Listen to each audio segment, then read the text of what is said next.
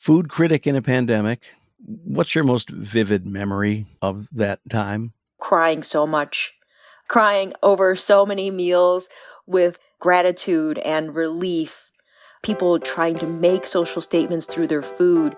Louisa Chu is a chef, journalist, and adventurer. She's been a judge on Food Network's Iron Chef America, a host on PBS's Emmy Award-winning Gourmet's Diary of a Foodie, and as Chicago Tribune food critic, she was a finalist for the 2022 James Beard Foundation Award for Distinguished Restaurant Reviewing. And now, she's our guest. I'm Charlie Meyerson with ChicagoPublicSquare.com, and this is Chicago Media Talks, a show in which people in Chicago media talk about Chicago media. My friend and Rivet 360 colleague, Sheila Solomon, is off working on something else. More to come. Louisa, welcome. Give us an overview of your life's fascinating arc, beginning with folding those menus at your family's restaurant on Chicago's West Side at the tender age of 4. I was working at my Uncle Eric's, my dearly departed Uncle Eric's Chinese-American chop suey restaurant, Chinese Pagoda. And this was back in the day, when we had paper menus for takeout, which is, gone by the wayside now. So remember folding those paper menus in crisp thirds. That was my first restaurant job, front of the house. And then shortly after, kind of frighteningly to think about it now, my first restaurant cooking job when I was maybe 5, 6 or so, and standing on I'm pretty sure from my memory, a shaky, slippery milk crate over a deep fryer, professional deep fryer, deep frying egg rolls and the beloved butterfly shrimp, which was so work intensive. One of my great aunts, she hated when us kids would eat those because they were shrimp that were wrapped in bacon and then batter dipped and then deep fried again to order. So a lot of labor violations, I think, these days. Take us beyond your preteen years into, well, among other things, James Beard Scholarship to attend Le Cordon Bleu in Paris. My French needs work, I know. How did that come about? Well, at that point, I was living in the Los Angeles area, Beverly Hills to be specific, which sounds so much more fabulous than it actually kind of was.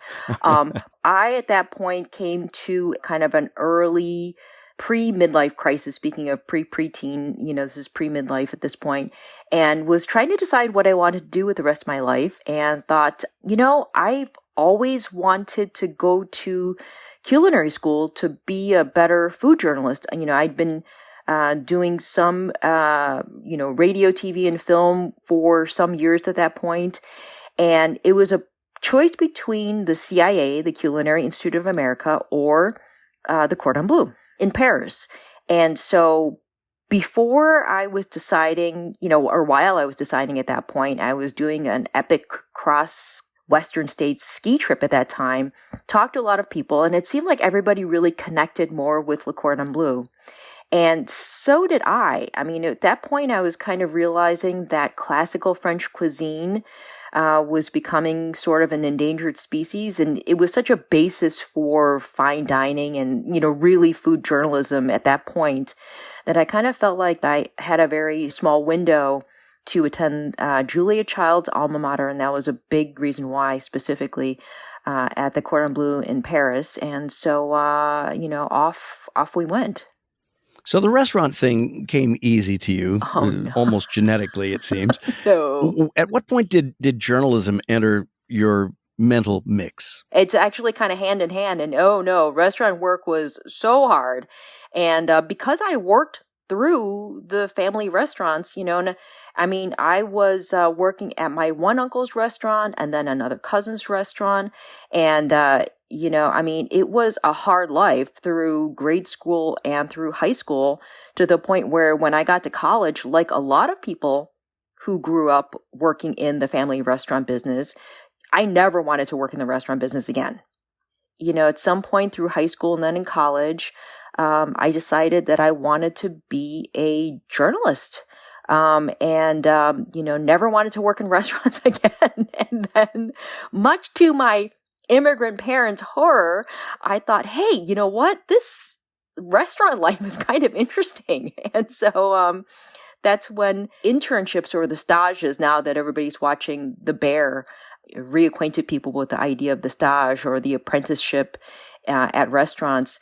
I got a chance to stage at some of the best restaurants in the world, including Alain Ducasse in Paris, El Bulli in Spain, and Alinea in Chicago, and really wanted to do both. And so it was it was really kind of a convergence of the best of two really hard worlds. Yeah, when I said easy, I didn't mean, because believe me, I do not in any way consider work in the food sector easy. I mean, as it's a common immigrant story where your parents come over and the last thing that they want their kids to do is to work that really hard restaurant life. So a challenge on many levels. One of your bios describes you as an Anthony Bourdain fixer. I have to ask, what's a fixer?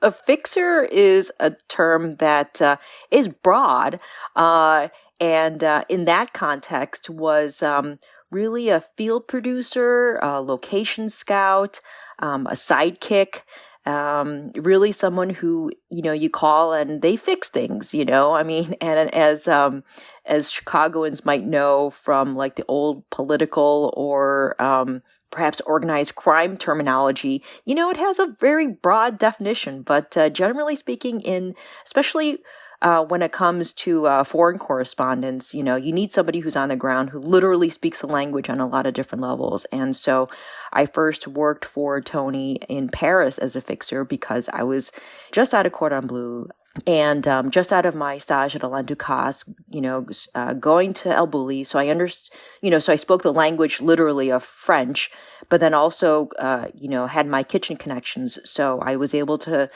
be a fixer for Tony in Paris and in Chicago. What's the most essential thing you learned? It's showing up a little early and being understanding and patient. Tony was notorious, for being very outspoken, right? But it was really in those quiet moments that I learned a lot from him. A lot of people who've worked with him over the years had said that he was always the one to show up first, to show up early. And he hated when people were late. And then just kind of like his attention to detail. I always remember when we were sitting in a booth at Bert's Place Pizza, which it's funny because when we showed up at Bert, the notorious Bert Katz, who, really is widely credited for creating the Chicago-style caramelized crust deep dish pizza, he wasn't sure he wanted Tony or anybody, with a television camera in his kitchen. And he wanted to meet the guy first. I mean, he trusted me and he was like, okay, we'll bring the guy by. And I'm like, okay, well, Bert, we're going to like have cameras and everything ready to shoot. And he's like, I don't know. We'll see. So we showed up, he met Tony and they really hit it off because they had fellow spirits of adventurers too. Just kind of thoughtful moments and attention to detail, I think, is what I learned most from a man who was, best known for being, so outspoken. How has your time, having worked in the restaurant business, shaped your work as a food and restaurant critic? Oh my gosh, so much more empathy and understanding on so many different levels. And that was what was so hard about the pandemic, I think, realizing that, I just had this just deep sense of dread about all of the people who were not going to ever get recognized. And despite all of the efforts to get them some sort of recognition and compensation, that help was, going to be very hard in coming. So, empathy for the people who are unseen, and many of us who are immigrant workers. Food critic in a pandemic. Mm-hmm. What's your most vivid memory of that time? Oh, crying so much. Crying over so many meals with gratitude and relief people trying to make social statements through their food, to the point where when my first dine-in experience was actually at Owamni in Minneapolis, which is a indigenous decolonized restaurant, and this was shortly after, I think, my first booster dining in, and so just sobbing through so many dishes, and then discussing with the chefs and founders afterwards, and we were, crying and just joking, saying that at some point that they almost had to adjust like their flavor profiles to accommodate for the tears in people's food. And I had that experience so much, like sitting in my car. My first restaurant review here in Chicago was before that at Dear Margaret, a restaurant that opened during the pandemic, and they specifically designed their, Midwestern meets French Canadian, home style food, and just sobbing and just like such relief that it was so good, that we even had restaurant reviews at that point. And then at Kasama, which was again one of my few indoor dining restaurant experiences, I think after my second booster, and just how it was just so, touching, the story behind this fine dining chef couple who really wanted to leave that world behind and open just like a neighborhood all-day cafe. And they realized that the only way that they were going to survive the pandemic was by doing a fine dining Filipino-inspired 13-course tasting menu. And just like sobbing through so many courses through that. I mean, just so many tears through so much beautiful work through so many restaurants in Chicago and beyond. What long-term changes do you see in Chicago's dining scene, for that matter, the nation and the world's dining cultures, in the aftermath of the pandemic, whenever that aftermath begins? I don't know when that is. I know. Yeah, we're definitely still in it, with so many restaurants having to close temporarily still because they have staff out due to COVID. One of the big changes that we're seeing is the respect and redefinition of what is a restaurant. One of my favorite places in Chicago is Funeral Potatoes, which has now gone nearly 2 years as a virtual restaurant. Two women who worked in some terrific restaurants and decided early on in the pandemic, when they, like many people, lost their jobs, that they still wanted to keep cooking. They needed to still keep cooking. And so they started cooking out of a shared kitchen. And so now they have been doing these stunning weekly changing menus, which is such an incredible feat. Again, the empathy that I have as a chef, I worked as the chef at a fishing lodge where I tried to change my menu like every night. And I'll tell you, it is a challenge. But to try to do that for a virtual restaurant every week, and then not only do they cook, but then also deliver. They started out delivering most of their, meals, and it's just incredibly beautiful, thoughtful food that has a real, social consciousness to it. Really making choices so that they're not burning themselves out. So that's, definitely some of the changes that I see not only in the Chicago area, but worldwide. And I hope that that's some of the silver lining is that we see is just, a redefinition and respect for, what is a restaurant. Do you see any changes in the dynamic among customers, owners, and employers and staff at restaurants? Yeah. I see some, the shared kind of gratitude for people continues, and it has continued. I always like to tell people, it's like I never stopped going to restaurants, even at the very beginning of the pandemic when we had our first lockdowns. My very first experience was ordering takeout from Katie's Dumplings in Oak Park, which was the first place to go into lockdown in the very early days of the pandemic. And, we didn't know what was happening. They dropped the food in my trunk, and there was such a huge relief and gratitude on both sides that actually worked. They didn't have any idea how that worked. As I hope we've established, you're an accomplished preparer of food all by yourself. How often Do you eat out for professional reasons? And how many visits per review of an eating establishment do you generally partake in? The easy question answer is we generally try to visit a restaurant at least twice for a review. Because, that gives us a little bit of an idea, and it's a tiny, tiny snapshot, we know. But we try to give at least 2 visits for a review. But if there's something that goes kind of like really wrong, I try to go back at least one more time.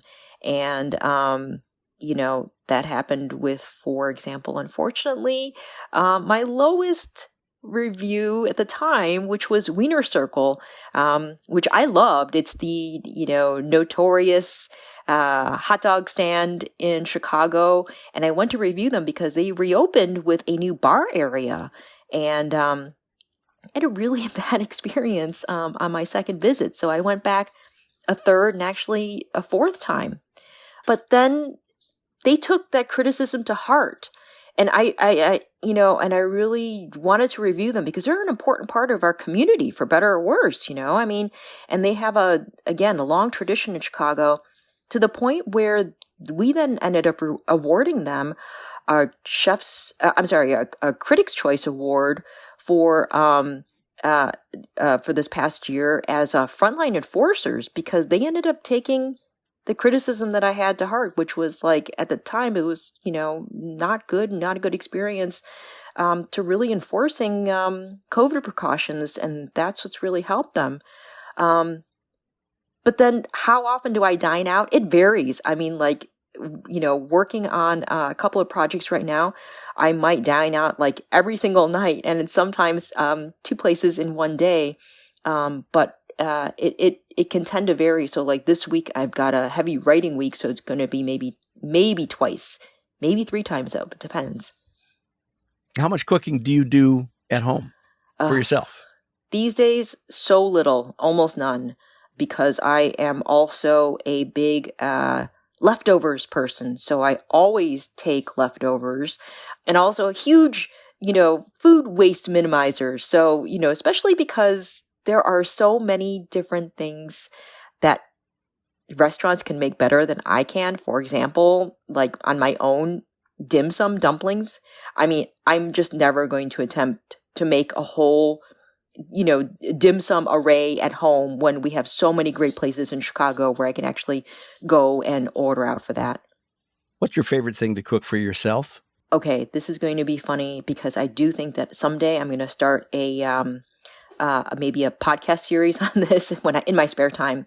But this was actually going back to a story that I did for the Trib a few years ago. One of my favorite indulgences that I kind of save is my own take of my favorite instant ramen noodles, which is the spicy shin ramyun that I make kind of dry, which I learned from this story that I did for the Trib a few years ago. Seems to be sort of the preferred method for a lot of my fellow food journalists.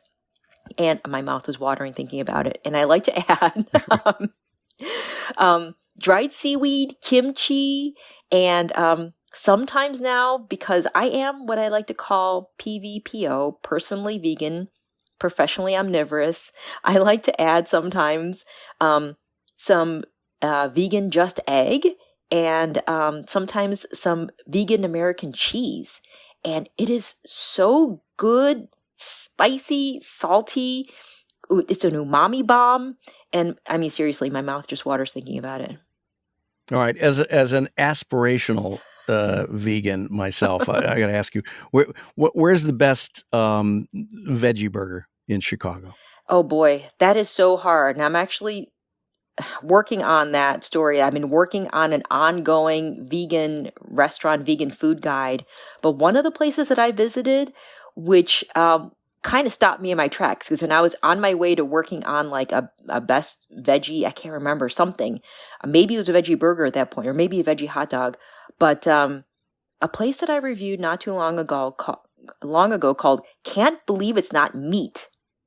And they do veggie and vegan Chicago-style foods, including a burger, which you can get with either dairy or vegan cheese. And I kind of have to defer to dairy cheese when, if you have a choice, because vegan cheese is not quite there yet. But, oh my gosh, my mouth is still watering. But another place that I just recently tried, they're great. I'm not sure if that's totally, no, I guess that's actually a veggie burger. Of all places, again, Wiener Circle. They have a charred Beyond Burger. And because when people know how to cook, they know how to get some great flavors. So they use Beyond Burger patties and they char it and they actually top it Chicago style, optional if you want to add cheese on there. And I got to say, if you want to add their famous cheddar, which is, that kind of like cheddar, that cheese food, quote unquote food from Wisconsin. It's so good. It is so good. So I would say right now that Wiener Circle char burger might be at the top of my veggie burgers. One of the hottest intersections of food in Chicago in 2022 has been the Hulu show, The Bear, about a Chicago-based beef joint. What's your take on it? I watched one episode and I thought it was beautiful and I loved the dialogue and it was so well done, but I was so triggered that I couldn't watch anymore right now. It's kind of like Better Call Saul. I've got to put those shows off for a little bit until I can kind of feel a little bit more in a safe place. But they got a lot right. But I'll tell you though, spoiler alert for anyone who hasn't watched it yet, at one point, when he throws away, at the end of the first episode, when he throws away some ingredients, I gasped. I'm like, what? You don't throw away perfectly good ingredients? So yeah. So it is, and I did a story recently, with the former chef and owner of Cafe Marie-Jean, a beautiful, French-inspired all-day cafe, who recently has come back to Chicago with a pop-up called Uncle Bunny's. And we're discussing that quite a bit and, really talked about how the Bear is, it seems like it's going to be about Italian beef. And I actually talked to the star who plays the main character, Jeremy Allen White, in it when I first had just seen, preview clip. And I said, it's kind of like about this chef who comes back to take over his family's Italian beef, shack, but they don't want him to. And then I watched the first episode and I realized it's really more about trauma and grief. So definitely I included in that Uncle Bunny story a trigger warning for chefs that it's about trauma and grief. Let me back up a little bit. Can you tell us a little more about what in that first episode triggered you? What caused you particular discomfort? It's so fascinating. It's interesting that you asked that because I'm not sure that I can call out details. It is, even from my early days of producing radio, before we go live on air, it's kind of what I called the pre-show panic. It is that necessary, like just instinctive panic, and you kind of have to have it. So there's a lot of that, panic that is necessary, that is shown in that first episode. And for me, it's also a little bit about the grief of having to give up a little bit, at least in the beginning, kind of some fine dining dreams, and then working through that and how you're going to get there. And I know I've read enough about the series to know that, about how that progresses. Someone said, and I don't know the origin of this quote, but I've come to love it over the years, that nerves are the tribute we pay our audience. Certainly, I think that's true in broadcasting. From what you say, it's also a part of the food business, the restaurant business. Which brings us to your podcast with Axios Chicago's Monica Eng, Chewing. Yes. I have to confess, it took me a while to catch on to just how clever that name is. Chew Eng. Do most of your listeners get that? Am I extraordinarily slow? No. That was actually something that that is a name that I have to credit Monica with. So back in the day, we met in the green room at WBEZ. And this was when I was doing a food blog at WBEZ, and she was a food reporter at the Tribune. And she said, "Hey, we should do a podcast together called Chewing. Chew for your last name and Ang for mine." And so I was like, all right. So it works. Yeah, exactly. It works. But I don't think most people get it. And it's just a subtle thing. So the podcast has been on hiatus for a while, but you're coming back. What's changing? What's been changing over the past year is actually that our podcast has become more conversational among actually me and Monica and our producer Iris, because I kind of felt like, at some point we were sort of, chasing after a lot of short interviews, not maybe chasing, but just including a lot of short interviews with celebrities and chefs and authors who were, plugging something that was coming through town. And what I kind of felt like, especially through the pandemic, I wanted to focus more on doing the podcast the way I like listening to it. And I like listening to like your kind of podcast too, where it's more conversational and long form. And so we're going to be focusing a little bit of a long form on a story that we've been wanting to do for some time. How did your time on Iron Chef shape your approach to journalism, to media, to podcasting? Oh my gosh, it was like walking into a video game. So I loved watching the original Iron Chef Japan. And walking on that set, I will never forget. I will always remember the dry ice, the cool air, the blue lights, and then sitting on the judge's stand, the judge's podium, and then actually tasting the food. And then at the end of it, everybody else is kind of like, okay, that's a wrap. And I'm like, wait a minute. I don't want this to end. I want to live in this moment for a while. And I think literally being behind the scenes of that and, and kind of reminding myself and then other people too, is that I kind of have a love-hate relationship with the cooking competition shows because I don't necessarily think that they're healthy for a lot of different reasons. But being on that was just realizing, like how can I convey and capture that moment? And that's so much of what I try to convey, as a journalist now.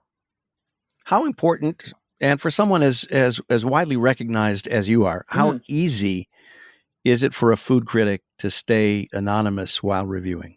Oh, Charlie, I'm not recognized really at all. I mean, really? Yeah, not at all? No, almost never. I mean, for a lot of different reasons, and I've said this before semi-jokingly, is that as a middle-aged Asian woman, I'm kind of invisible to society, number one. And number two is that also, maybe not number two, but also is that we've made it a real point. My fellow food critic Nick Kindlesberger and I at the Chicago Tribune, we've really tried to make it a point to really, broaden our range when it comes to the kinds of restaurants that we review. So they may be places that they don't really have an idea of like what the Chicago Tribune is, much less what food critics or who I am, and, much less care really. And, one of my favorite places was that I got a chance to finally review was Korean Spoon, a tiny, now takeout only mom and pop restaurant, cafe in what I like to call what I've been calling the new Koreatown. And they kind of didn't really know, like, what? Well, like, who are you? What do you want? But they were just like so incredibly sweet. And, and certainly, of course, they knew, about the newspapers in the Korean community. But yeah, no, I'm almost never recognized, which I think is like so funny. And important? Do you consider anonymity an essential part of your job? Yes and no. I mean, which is one of the reasons why our former food critic Phil Vattel came out. I mean, this has been seems like an age-old question since Ruth Reichel wore her disguises at the New York Times, and even when Jonathan Gold came out publicly at the LA Times. It's kind of accepted that now, especially in the age of social media, that it's hard to be anonymous, but we aim for anonymity as much as possible. We never reserve in our own names. We certainly never make it known, which is a funny thing. My parents always ask. They're like, "Do they know you're coming?" And I'm like, "No, Mom, Dad, they don't." So we try to be, but it's again, having worked in the restaurant business, there's only so much you can do to make anything better with your food or your recipes or your cooking or your ingredients for one person, one critic, than it is for any other table who's sitting around you or, getting takeout or whatever. I understand because I am incredibly well informed that you're working on what might be described as a super secret project for the Tribune, a comprehensive listing of the Chicago area's best new restaurants. Mm-hmm. See how well informed I am. What can you tell me about that? So I can say that our former food critic, Phil Vattel, had a very closely watched Phil's 50 list that was updated up until, just before the pandemic. And we've been working on a super semi-secret now, because I'm sharing it with you and our listeners right now, on a new best restaurants list. And it is an epic undertaking. So, okay, I'm ignorant on this, as I think well established at this point. My first thought is, what's so hard about it? You get a list of new restaurants and you rank them. So what makes it so challenging? You have to go. You have to go. We don't just kick back and just kind of oh yeah, sure, that sounds like about right. We have to go. And so are we talking about dozens, hundreds, tens? It's going to be definitely in the dozens. So the Phil's 50 list, now there's, now we as the Chicago Tribune have 2 food critics. So it might be 50, it might be 100. We're not quite sure yet, but for sure there's a lot. And so it's a super secret, semi-secret list, and we make these assessments by going. We don't just sit back and read about it. We actually go. My digestive tract and I salute you. Closing thoughts, Louisa? I certainly hope that everything that we've been through for the last few years and longer is I hope we can take away some empathy and some grace and still continue to share in, wonderful food and drink and community. Amen. Our guest on this edition of Chicago Media Talks, recorded August 8th, 2022, has been Louisa Chu. You can reach her via email at lchu, that's LCHU, at chicagotribune.com. And join me for a roundup of the news weekday mornings at chicagopublicsquare.com. I'm Charlie Meyerson for producer Jesse Patend and everyone at Rivet 360. Thanks for listening to Chicago Media Talks.